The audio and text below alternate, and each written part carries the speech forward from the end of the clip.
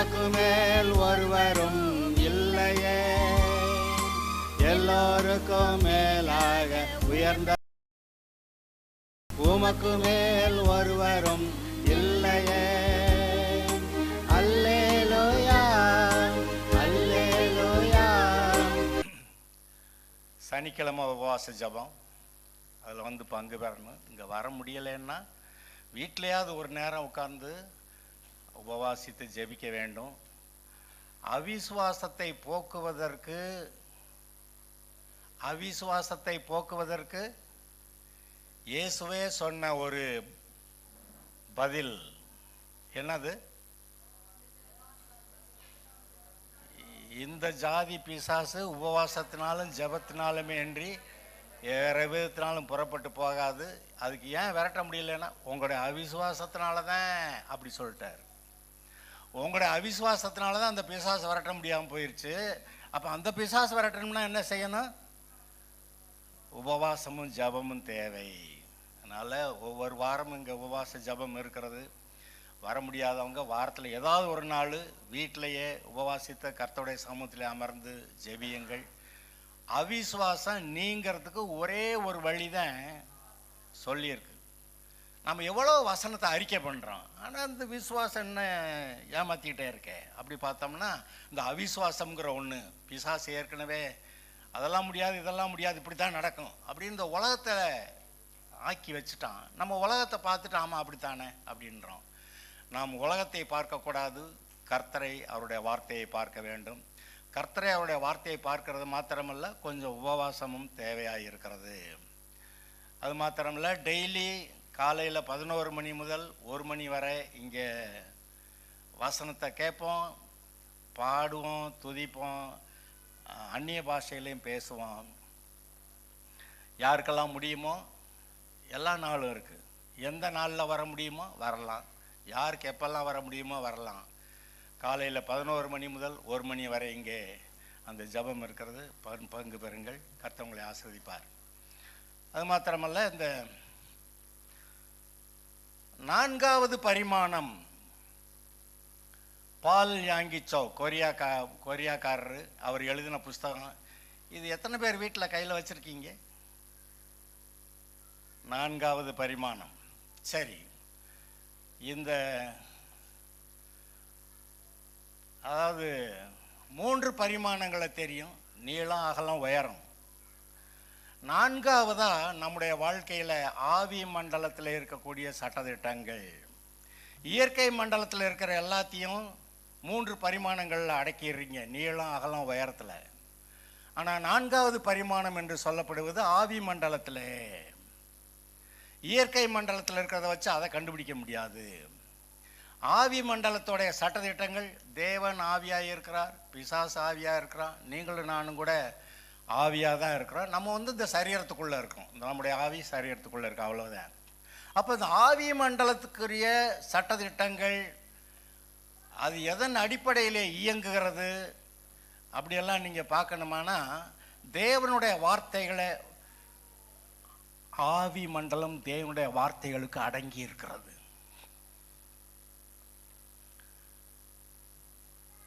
தேவனுடைய வார்த்தைகளை நீங்கள் பேசினால் ஆவி மண்டலம் உங்களுடைய சார்பாக மாறும். உலகம் பேசுறதே கேட்டுக்கிட்டே இருக்கிற போது, அதை பார்த்து கொண்டே இருக்கும்போது அப்படித்தானே அப்படின்னு நம்ம சொல்லிடுறோம். அது நமக்கு பாதகமாகி முடிகிறது. ஆனால் ஆவி மண்டலத்தில் தேவன் பேசுகிறதை நீங்கள் பார்த்து கேட்பீர்கள் என்றால், அதை நீங்கள் பேசும்போது இந்த சூழ்நிலைகள் உங்களுக்கு சாதகமாக மாற்றப்படுகிறது. இதற்கு ரொம்ப விசேஷமான முக்கியமான எடுத்துக்காட்டு ஆபிரகாம் தான். அவன் 75 வயதான போது அழைக்கப்பட்டான். பிள்ளை கொடுக்குறேன்னாரு. 99 வயதாகுது, வயசாயிருச்சு. மறுபடி பிள்ளையை பெற்றுக்கொள்வதற்கு வாய்ப்பே இல்லை. சாராளுடைய கற்பமும் செத்து போச்சு. என்ன பண்ணுறது? சரி, இஸ்மாவேலை ஆசீர்வதிச்சு விடுங்க அப்படின்ற அளவுக்கு ஆயிட்டான். பார்த்தீங்களா? அப்போ அவனுடைய பார்வையெல்லாம் கர்த்தரை விசுவாசித்தாலும் கூட அந்த விசுவாசம் பூரணப்படலை. அதனால் அவனுக்குள்ள அந்த விசுவாசத்தை வர்த்திக்க பண்ணணுமோ செய்கிறார். ஆரம்பத்திலேருந்து இந்த தேசத்தை அவன் சந்ததி கொடுப்பேன், சந்ததினா பிள்ளையை கொடுத்து பிள்ளையோட பிள்ளைகளுக்கு கொடுப்பேன், அதை சொன்னார். அப்புறமா வானத்து நட்சத்திரங்களை போல உன் பிள்ளைங்க இருப்பாங்க அப்படின்னாரு. பூமியின் மணலத்திலையும் உங்களோட பிள்ளைங்க இருப்பாங்க அப்படின்னாரு.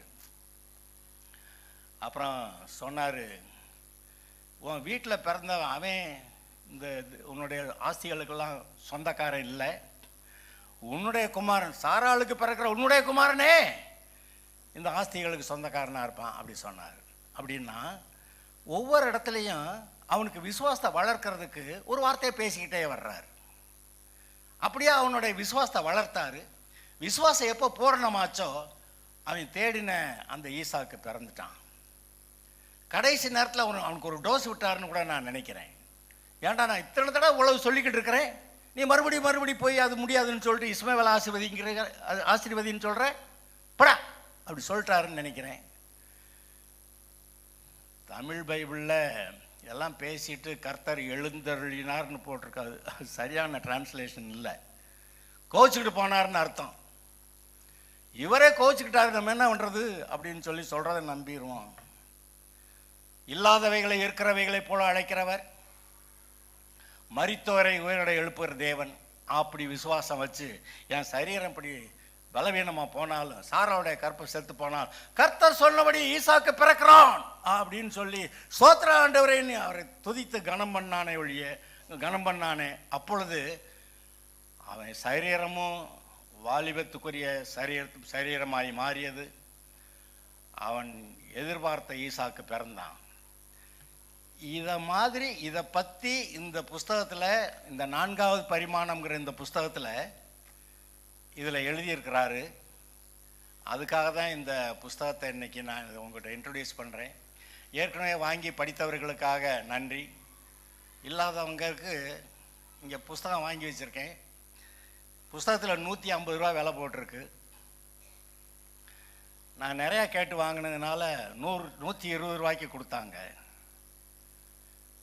இப்போவும் நான் சொல்கிறேன், இங்கே சர்ச்சில் இருக்கிறவங்க குடும்பத்துக்கு ஒரு ஆள் இந்த புஸ்தகத்தை கேட்டாங்க, 20 ரூபா கொடுத்துட்டு இதை வாங்கிட்டு போகலாம். விலை 150 ரூபா போட்டிருக்காங்க, எனக்கு 120 ரூபாய்க்கு கொடுத்தாங்க. நான் உங்களுக்கு 20 ரூபாய்க்கு கொடுப்பேன். 20 ரூபா கொடுத்துட்டு போகிற போது அங்கே வாங்கிக்கிறலாம். ஏன் இவ்வளவு நான் காசு செலவு பண்ணுறேன் அப்படி யோசிக்கிறீங்களா? இதில் இருக்க விவரத்தை நீங்கள் கண்டுபிடிச்சிட்டிங்கன்னா, ஆபிரகாமை போல நீங்களும் நல்ல விசுவாசத்தில் வளர்ந்து தேவன் உங்களுக்கு வைத்திருக்கிற எல்லா நன்மைகளையும் நீங்கள் சுதந்திரிப்பீங்கிற அந்த ஆசையில் நான் இதை செய்கிறேன். 20 ரூபா கொடுத்துட்டு குடும்பத்துக்கு ஒருத்தர் இதை வாங்கிட்டு போகலாம். அந்த குடும்பத்தில் இருக்கவங்க மீதி எல்லாரும் அதை சேர்த்து வாசிக்கலாம். நான் மொத்தம் வாங்கினது 100 தான். இருக்கிறத வாங்கிட்டு போங்க, கர்த்தர் உங்களை ஆசீர்வதிப்பார். வாங்கிட்டு போய் வச்சுருக்கிறதில்ல, வாசித்து இப்போ நான் என்ன சொன்னனோ இதில் என்ன எழுதியிருக்குதுன்னு நீங்கள் பார்க்கணும். 4வது பரிமாணம் ஆவி மண்டலம் எந்த மாதிரியான சட்டத்திட்டங்களில் செயல்படுகிறது அப்படிங்கிறது இதில் நீங்கள் பார்ப்பீங்க. அதை பாருங்க, யூ வில் பி பிளஸ்ட். அல்லேலூயா.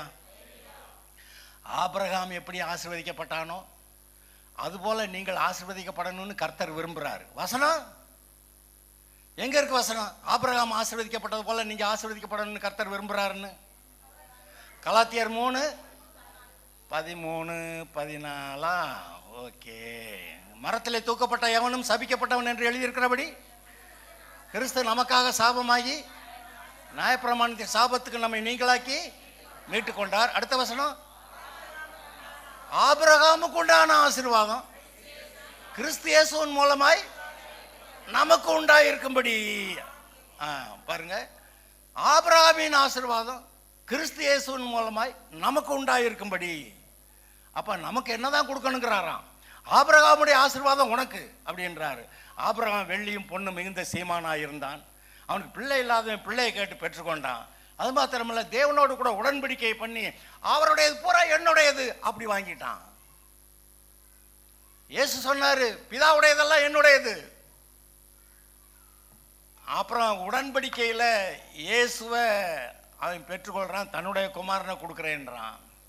அப்போ இயேசுவையே பெற்றுக்கொண்டா தேவனுடைய சர்வ ஆசீர்வாதங்களுக்கும் இவன் பங்குள்ளவனா. அதே போல் நீங்களும் நானும் ஆபிரகாமுடைய ஆசீர்வாதத்துக்கு, அதாவது தேவன் கொடுத்த எல்லா நன்மைகளையும் பெற்றுக்கொள்வதற்கு நாம் பாத்திரவான்கள். அதை நினச்சி பாருங்க, நீங்கள் ஆசீர்வதிக்கப்படுவீர்கள். சரி, இப்போ ஆதியாகமம்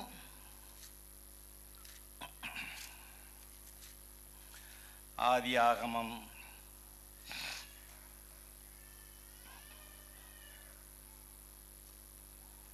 2வது அதிகாரத்தில் ஒரு வசனமும் 3வது அதிகாரத்தில் ஒரு வசனமும் வாசிக்க போகிறோம். 2வது அதிகாரம் கடைசி வசனம் என்ன சொல்லுது?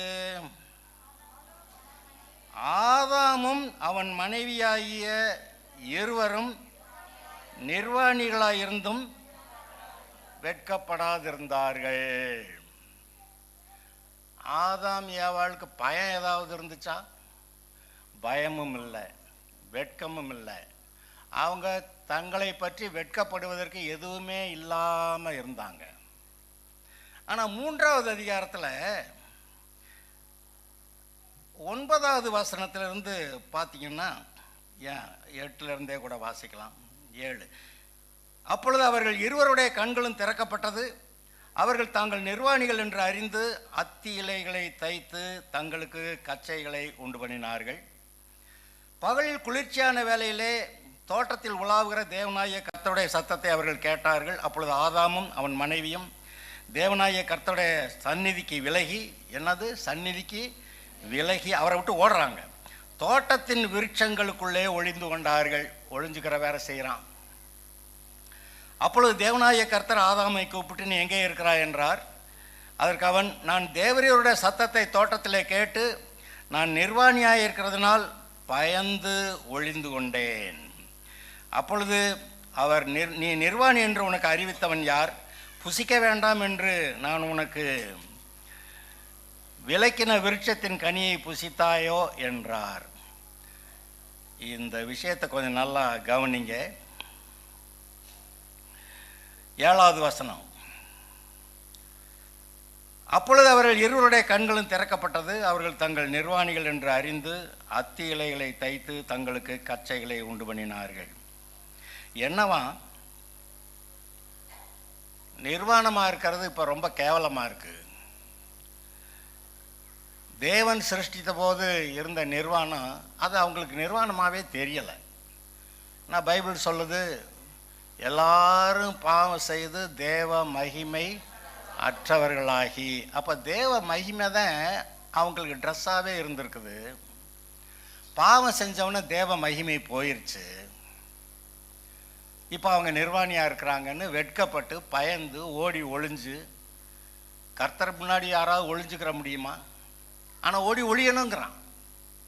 ஆனால் அவர் கூப்பிடுறாரு, ஆதாமே, ஒன்றும் தெரியாத மாதிரி கேட்குறாரு, ஆதாமே எங்கே இருக்கிறாய்? உம்முடைய சத்தத்தை கேட்டு நான் நிர்வாணியாக இருக்கிறதுனால் பயந்து ஒளிந்து கொண்டேன். பயமும் வெட்கமும், கர்த்தரை விட்டு ஓடி ஒளிகிறதும், இந்த 3 காரியத்தை இங்கே பார்க்குறீங்க. பயமும் வெட்கமும் கர்த்தரை விட்டு ஓடி ஒளிகிற இந்த காரியமும் பாவத்தினால் வந்தது. நிர்வாணமாக இருந்தால் அது அவங்களுக்கு கேவலமாக இருக்கல, அவமானமாக இருக்கல. ஆனால் பாவம் வந்த உடனே நிர்வாணம் ரொம்ப மோசமாகிருச்சு, கேவலமாகிருச்சு. ஏன்னா மகிமை போயிருச்சு. இப்பொழுது நாம் அறிந்திருக்க வேண்டியது, இயேசு நமக்காக சிலுவையிலே பாடுபட்டதாலே தேவனுக்கும் மனுஷனுக்கும் இருந்த அந்த சண்டை அது நீக்கப்பட்டது. அவர் கோபம் நீங்கி மனுஷனிடத்தில் பிரியமாயிருக்கிறார்.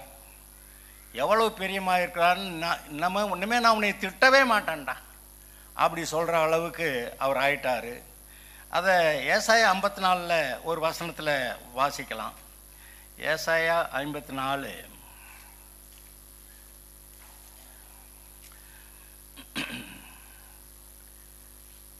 9வது வசனமும் 10வது வசனம்.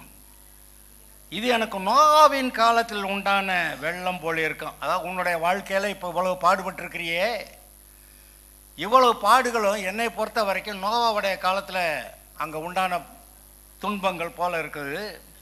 நோவாவின் காலத்தில் உண்டான வெள்ளம் இனி பூமியின் மேல் புரண்டு வருவதில்லை என்று நான் ஆணையிட்டது போல உன்மேல் நான் கோபம் கொள்வதில்லை என்றும் உன்னை நான் கடிந்து கொள்வதில்லை என்றும் ஆணையிட்டேன். உன் மேலே கோபப்படுறதில்லை, உன்னை திட்டமாட்டேன் அப்படின்னு சும்மா சொல்லிக்கல, ஆணையிட்டேன்கிறார். இது என்ன அது ஆச்சரியமாக இருக்குது. தனக்குத்தானே ஒரு ஆணையிட்டுக்கிறார், நான் இதை பேசக்கூடாது அப்படின்னு அவர் ஆணையிட்டுக்கிறார். மலைகள் விலகினாலும் பர்வதங்கள் நிலை பெயர்ந்தாலும் என் கிருபை உன்னை விட்டு விலகாமலும் என் சமாதானத்தின் உடன்படிக்கை நிலை பெயராமலும் இருக்கும் என்று. கிருபை விலகாமல் சமாதானத்தின் உடன்படிக்கை. சண்டைக்காரவங்க இப்போ சமாதானம் ஆயிட்டாங்க. இயேசுநாதர் குறுக்க வந்து பிதாவாகி தேவனுக்கு இருந்த கோபத்தெல்லாம் போக்கிட்டார். அது பிதாவுடைய கோபமெல்லாம் இயேசு சிலுவை இருந்தபோது பாவஞ்ச எல்லா பாவமும் இப்போ இந்த இயேசு மேலே இருக்கா, அந்த பாவியாகிய இயேசுவை இவன் அடிச்சு நான் கொள்றேன் அப்படின்னு அந்த ஆத்திரத்தில் பிதாவாகிய தேவன் தன்னுடைய கோபத்தெல்லாம் அவர் மேலே ஊற்றினார். எல்லா கோபத்தையும் ஊற்றிக்கிட்டார். இப்போ அவர்கிட்ட கோபம் இல்லை. ஆதலால் மனம் திரும்பி வரக்கூடிய நம்மிடத்திலே தேவன் எந்த ஒரு கோபத்தையும் காட்டுவதில்லை.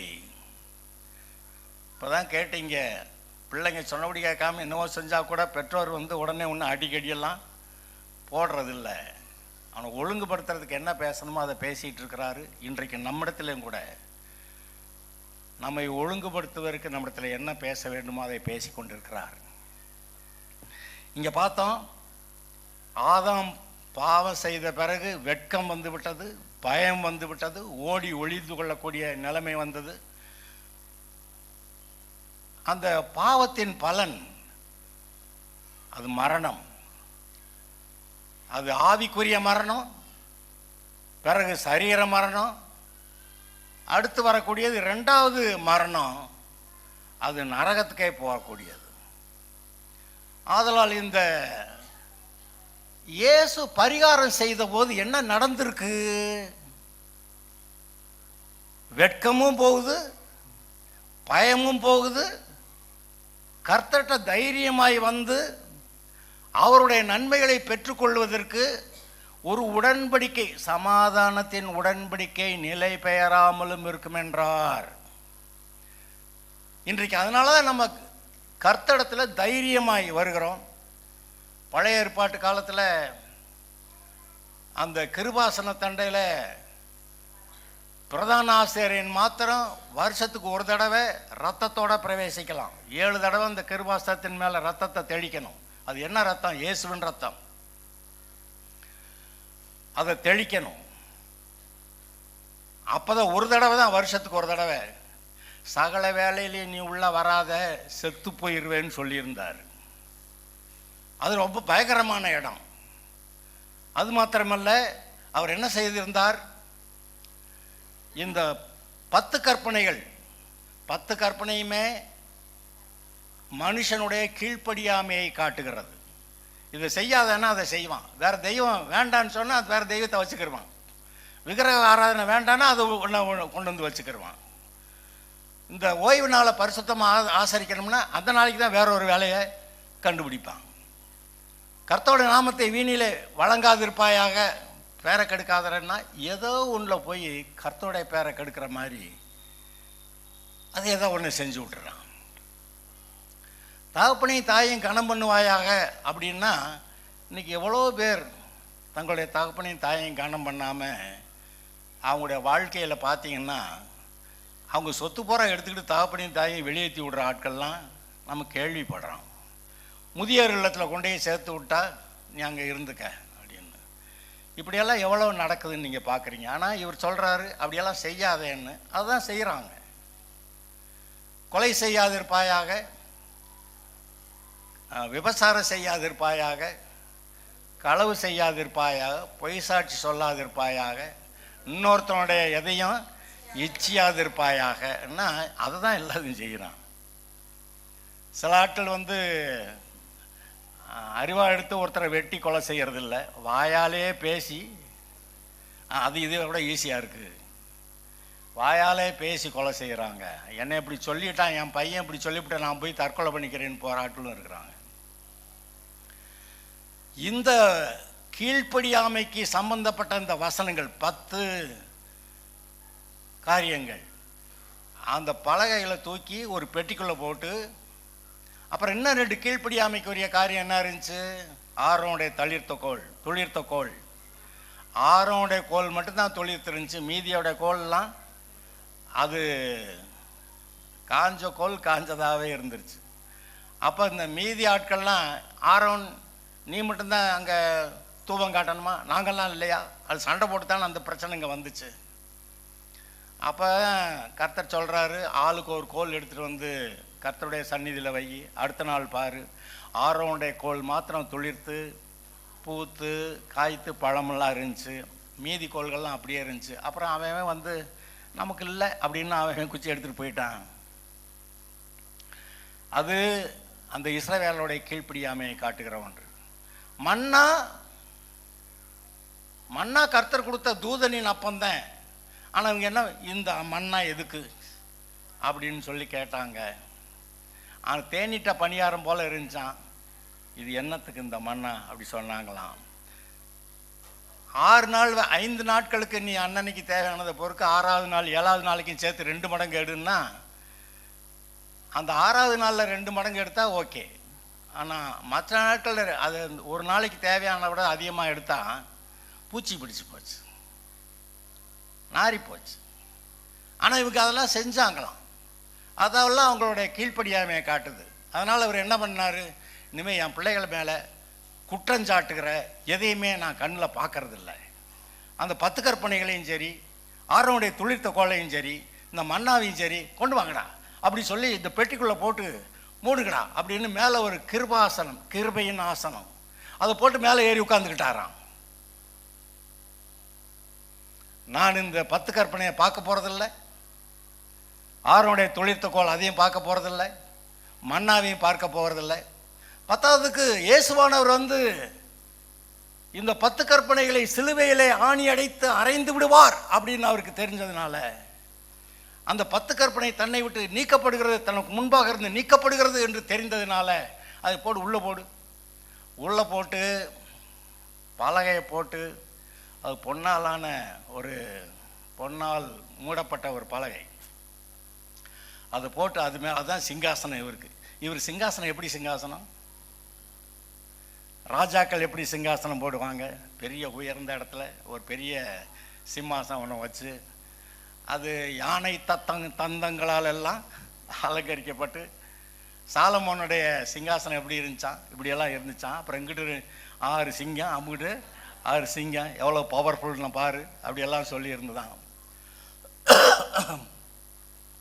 ஆனால் தேவனுடைய சிங்காசனம், இனிமே மனுஷனுடைய பாவத்தை நான் பார்க்க போகிறதில்லை அப்படின்னு சொல்லி கீழே போட்டு உட்கார்ந்துட்டாரு. ஆதலால் தான் அவர் எதை பார்க்க மாட்டேன்றாரோ அதை நம்ம அவர் முன்னாடி காட்டக்கூடாது. நான் பாவின்னு சொல்லக்கூடாது. பெட்ஷிமேஸில் அந்த கர்த்தருடைய பெட்டியை இந்த ஆட்கள் விவரம் இல்லாமல் திறந்து பார்த்து, அது திறந்து பார்த்ததுனால கர்த்தர் அதை பார்த்தாரு. இவங்கெல்லாம் கீழ்ப்படியாதவங்கன்னு பார்த்து அவங்கள அடிச்சு விட்டாரு நிறைய பேரை. நீங்களும் நான் பாவின்னு நீங்கள் சொன்னீங்கன்னா அடி வாங்கிறதுக்கு ரெடியாக இருங்க. அடி விழுகும். அதில் அடி வாங்கிட்டு போய் ஆஸ்பத்திரியில் போய் சுகமாகி வர்றதும் உண்டு, அந்த வாக்கில் போகிறதும் உண்டு. அதனால் கர்த்தட்ட போய் நீங்கள் பாவின்னு எந்த இடத்துலையும் ஞாபகப்படுத்தக்கூடாது. ஏன்? நீங்கள் இயேசுவை ஆண்டவராக ஏற்றுக்கொண்டு வந்ததுனால உங்களை நீதிமான் ஆக்கிட்டாரு, உங்களை பரிசுத்தமாக்கிட்டாரு. இயேசு சொல்கிறாரு, என்னுடைய மகிமையை நான் அவர்களுக்கு கொடுத்தேன்கிறாரு. தேவ மகிமை உங்களுக்கு மறுபடியும் வந்திருக்கிறது. நீங்கள் மனம் திரும்பிட்டீங்கன்னா நீங்கள் வெட்கப்படுவதற்கென்று எதுவுமே கிடையாது பூமியில். இயேசுவை மனம் திரும்பி இயேசுவை ஏற்றுக்கொண்டிருந்தால் உங்களுடைய வாழ்க்கையில நீங்க வெட்கப்படுவதற்கென்று எதுவுமே கிடையாது. வெட்கம் அங்கே இல்லை. எப்போ வெட்கம் வரும்? ஐயோ ரொம்ப கேவலமா இருக்கு, நம்ம இப்படியெல்லாம் ஆயிட்டோமே, இதெல்லாம் யாரும் கண்டா என்ன சொல்ல மாட்டாங்க, ரொம்ப கேவலமா போச்சு, ரொம்ப கேவலமாக போனது எத்தனை பேர் போய் வெளியில் சொல்லுவீங்க? எனக்கு இது கேவலமாக போச்சு, எனக்கு இது கேவலமாக போச்சு, எனக்கு கேவலமாக போச்சுன்னு யாராவது சொல்லுவீங்களா? கப்சிப்புன்னு இருக்கிறோம். தப்பி தவறி என்னமோ குழப்பம் ஆயிடுச்சுன்னா வாயை திறக்காத, கம்முன்னு இரு, வேற கெடுக்காத அப்படின்றோம். அவர் அப்படி தான் சொல்கிறாரு. பழசெல்லாம் எனக்கு தெரியும்டா, உன்னை பற்றி எனக்கு நல்லா தெரியும். ஆனால் எப்பொழுது நீ என்னிடத்துல வந்தாயோ அந்த நிமிஷத்தில் நான் உன்னை நீதிமான், நீ பரிசுத்தவான் என்று சொல்லி என்னுடைய மகிமையை நான் மறுபடியும் உனக்கு கொடுத்திருக்கிறேன். நீ என்னுடைய சாயல், என்னுடைய ரூபத்தில் இருக்கிறாய், ஆதலால் நீ என்னை போல செயல்பட வேண்டும். உன்னிடத்துல ஒரு குறைவு உண்டு. ஏசுனார் யாரை பார்த்து சொன்னார்? அவன் சொல்கிறான், நியாயப்பிரமாணத்தின்படி சிறு பிள்ளையாக இருக்க போது நான் கர்த்தருடைய நியாயப்பிரமாணத்தை கை கொள்ளுகிறேன் அப்படி சொன்னான். ஆனால் அவர் என்ன சொன்னார்? உன்னிடத்தில் இன்னும் ஒரு குறைவு உண்டு. அவனுக்கு என்னமோ சொன்னார், அதை விடுங்க. இப்போ நமக்கு ஏன்டா நான் உன்னை நீதிமானாக்கி, உன்னை பரிசுத்தவானாக்கி, என்னுடைய மகிமையெல்லாம் உனக்கு கொடுத்து என்னுடைய வசனத்தை பிடிச்சிக்க, நீ அப்பொழுது புத்திமானா நடப்ப, உன் காரியங்களை வாய்க்க பண்ணுவ, இலைகள் உதிராத என்ன நான் நீர்க்கால்களின் ஓரமாய் நடப்பட்டு தன் காலத்தில் கனியை தருகிற இலையுதிராக இருக்க மரத்தை போல இருப்பான். அவன் செய்வதெல்லாம் எது செய்யறதெல்லாம் விளங்காதுன்னு சொல்லாதடான்றார். அது சொல்றாரு, நீ போய் நான் சொல்ற மாதிரி செய், அது உனக்கு காரியம் வாய்க்கும்ன்றாரு. ஆனால் பொதுவாக மைண்ட் செட் என்னன்னா, இந்த உலகத்தில் மற்றவங்க இருக்கிறதெல்லாம் அது அப்படி இது இப்படி அதனால எனக்கு அப்படி சொல்ற அந்த மனநிலை மாற்றப்பட வேண்டும். நீங்கள் வெட்கத்துக்குள்ளானவர்களாக கர்த்தர் உங்களை வைக்கவில்லை. உங்களுக்காக ஒரு ஆடு செலுத்தப்பட்டது, அது இயேசு. நீங்க மனம் திரும்பி இருக்கீங்கன்னா உங்களை பத்தி நீங்க வெட்கப்படுறதுக்கு ஒண்ணுமே கிடையாது. நீங்க மனம் திரும்பி இருக்கீங்கன்னா உங்களை பத்தி நீங்க வெட்கப்படுறதுக்கு ஒண்ணுமே கிடையாது.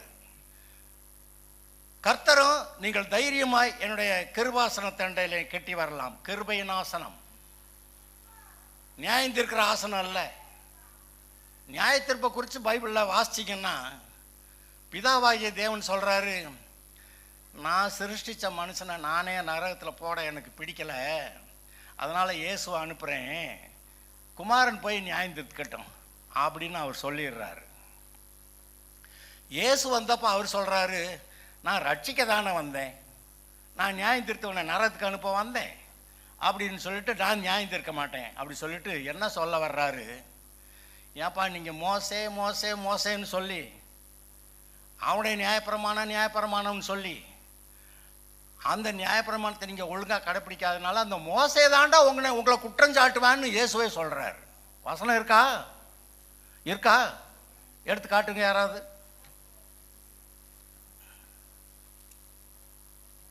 யோவான் சுவிசேஷம் எங்க இருக்குன்னு எடுத்து காட்டுங்க பார்க்கலாம்.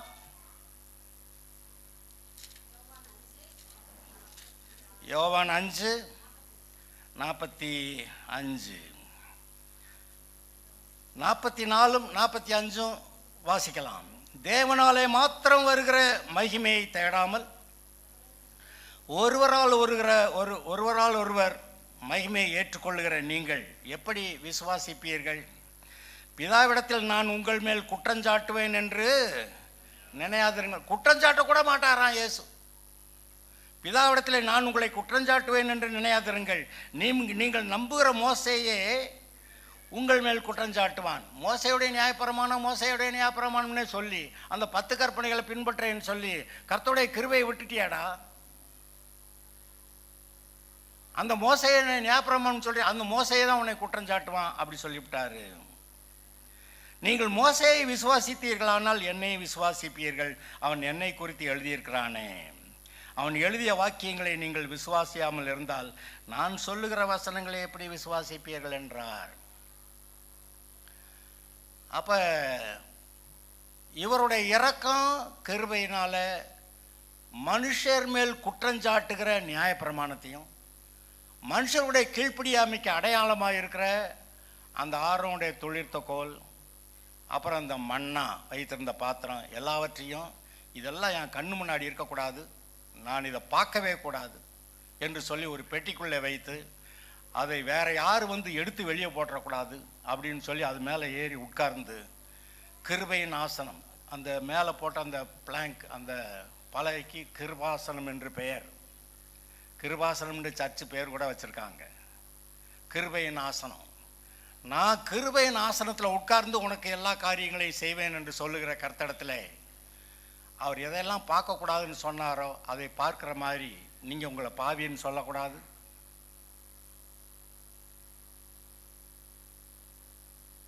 இந்த பாவி நான் அப்படி பாவம் எதையாவது என்னமே சொல்லக்கூடாது. அவரை பொறுத்த வரைக்கும் நீங்கள் கிறிஸ்துவுக்குள்ள புது சிருஷ்டி தானா? கிறிஸ்துவுக்குள்ள நீங்கள் புது சிருஷ்டி தானா? பழையவைகள் ஒளிந்ததா? எல்லாம் புதிதாயிற்றா? அப்படியானா நீங்கள் புது சிருஷ்டியானா நீங்கள் வெட்கப்படுறதுக்கும் ஒன்றும் இல்லை, பயப்படுறதுக்கும் ஒன்றும் இல்லை, ஓடி ஒளியறதுக்கும் ஒன்றும் இல்லை. தைரியமாய் கிருபாசனத்தை அண்டையிலே கிட்டி சேரலாம். அவற்றை நீங்கள் கேட்கறதெல்லாம் கிடைக்கும். உங்களை கடிந்து கொள்ளுவதில்லை என்று கூட அவர் தனக்குத்தானே ஆணையிட்டு கொண்டார். நான் இந்த பிள்ளைகளை இனிமேல் திட்ட போகிறதே கிடையாது, நான் இந்த பிள்ளைகளை திட்ட போகிறதே கிடையாதுன்னு ஆணையிட்டுக்கிட்டாரேன். என் தலை மேலே நானே கையை வச்சு என் பிள்ளைகளை நான் திட்ட போகிறதில்ல அப்படின்னு. ஆனால் நம்ம வந்து அடிச்சு விடுவார், கொண்டு விடுவார், போட்டு தீட்டிடுவார். அந்த மனநிலை வந்து அது மீட்கப்படாத மனநிலை, இந்த உலகத்தின் மனநிலை. அதனால தான் வேத வாக்கியங்களை வாசித்து வாக்கு தத்தங்களை நாம் பிடித்து கொண்டு நம்முடைய மனம் புதிதாகிறதுனாலே மறுரூபமாக வேண்டும். ஆனால் 100க்கு 100 மறுரூபமாகறோமா? இல்லை, ஏதோ முடிஞ்ச மட்டுக்கு மறுரூபமாகறோம். அந்த அளவுக்கு நம்ம ஆசீர்வாதத்தை சுதந்திரிக்கிறோம். ஆனால் இந்த பூமியை விட்டு அங்கே போகிறப்ப இங்கே இருக்கிற இந்த உலகத்தையும், இந்த தோற்று போன விழுந்து போன உலகத்தை, பாவத்துக்குள்ளே கிடக்கிற உலகத்தை, ஒன்றும் செய்ய முடியாதுன்னு சொல்லிக்கிட்டு இருக்கிற இந்த உலகத்தை, இதிலிருந்து உங்கள் கண்ணை எடுத்து பரலோகம் போனோன்னா பரலோகத்தை பார்த்துப்பீங்களா? பரலோகத்தில் அட்டையப்பா எல்லாம் இவ்வளவு ஆசீர்வாதமாக இருக்குது, அவ்வளவு ஆசீர்வாதமாக இருக்குது, இதெல்லாம் விவரம் தெரியாமல் அங்கே இப்படி கஷ்டப்பட்டேன் அப்படின்னு சொல்லி இங்கே வந்து அங்கே பரலோகத்தில் நீங்கள் பார்க்குற காரியங்கள்லாம் பார்த்தோன்னே அந்த நேரத்தில் உங்களோட முழு இருதயமும் பூரணமாக மறுரூபமாகிருது. அப்புறம் நீங்கள் பழசை நினைக்கவே நேரம் இல்லை. அங்கே கர்த்தர் நல்லவர், அல்லேலியோ அல்லேலியோ அல்லேலியோ போட்டு அங்கே ஆர்ப்பாட்டம் பண்ணிக்கிட்டு இருப்பீங்க. ஏன்னா நீங்கள் அப்போ தான் முழுசாக நீங்கள் பரலோகம் எப்படிப்பட்டது, தேவன் எப்படிப்பட்ட சட்டத்திட்டங்களை பயன்படுத்துகிறாரு, அந்த தேவன் பயன்படுத்துகிற அந்த ஆவிக்குரிய சட்டத்திட்டங்கள் ஆவி மண்டலத்தில் அது என்ன இருக்குன்னு சொல்லி அதை பார்க்கறதுக்கு தான் அந்த புஸ்தகத்தை பற்றி நான் சொன்னேன். ஆவி மண்டலத்தில் இருக்கக்கூடிய 4வது பரிமாணம் நீள அகல உயரம், அது இயற்கை மண்டலத்தில் இருக்கக்கூடியதை அளக்கக்கூடியது. 4வது பரிமாணம் ஆவி மண்டலத்தில் இருக்கக்கூடிய சட்டத்திட்டங்கள். அதை நீங்கள் பாருங்கள், வேத வாக்கியங்களை வசனங்களை வாசிங்க, வாக்குத்தத்தங்களை வாசிங்க, அந்த ஆவி மண்டலத்தோடைய சட்டத்திட்டங்கள் உங்களுக்கு தெரியும். இப்போ நம்ம கொஞ்சம்தான் அறிவுள்ளவர்கள், ஆனால் பரலோகம் போனப்போ அட்டே அப்பா இவ்வளவு இருந்துச்சா அப்படின்னு நீங்கள் ஆச்சரியப்படுற அளவுக்கு இருக்கும். ஏன்னா அங்கே போனோன்னே உங்கள் மனசு பூரணமாக மறுரூபமாயிரும்.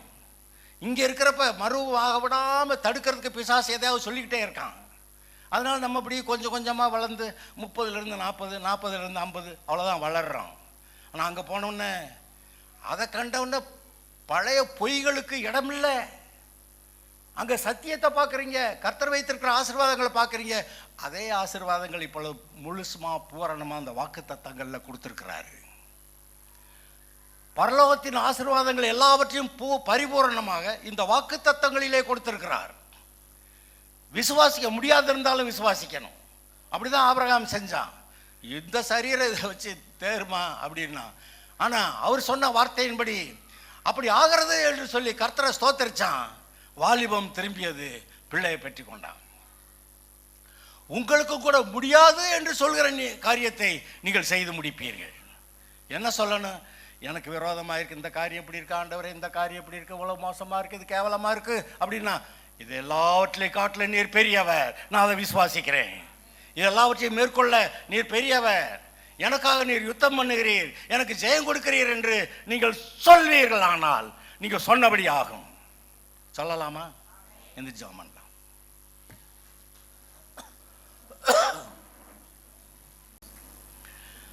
குடும்பத்துக்கு ஒருவர் 20 ரூபா கொடுத்துட்டு அங்கே வெளியே அந்த புஸ்தகத்தை நீங்கள் வாங்கிட்டு போகலாம். ஸ்தோத்திரம் கர்த்தாவே, நாங்கள் உம்மை துதிக்கிறோம். எங்களை ஜெயமான பாதையிலே, ஆசீர்வாதமான பாதையிலே, சமாதானமான பாதையிலே எங்களை நடத்துகிறீர். என்றைக்கு நாங்கள் இயேசுவை ஆண்டவராக ஏற்றுக்கொண்டு வந்தோமோ அன்றைக்கே எங்களை நீர் நீதிமான்கள் ஆக்கினீர்.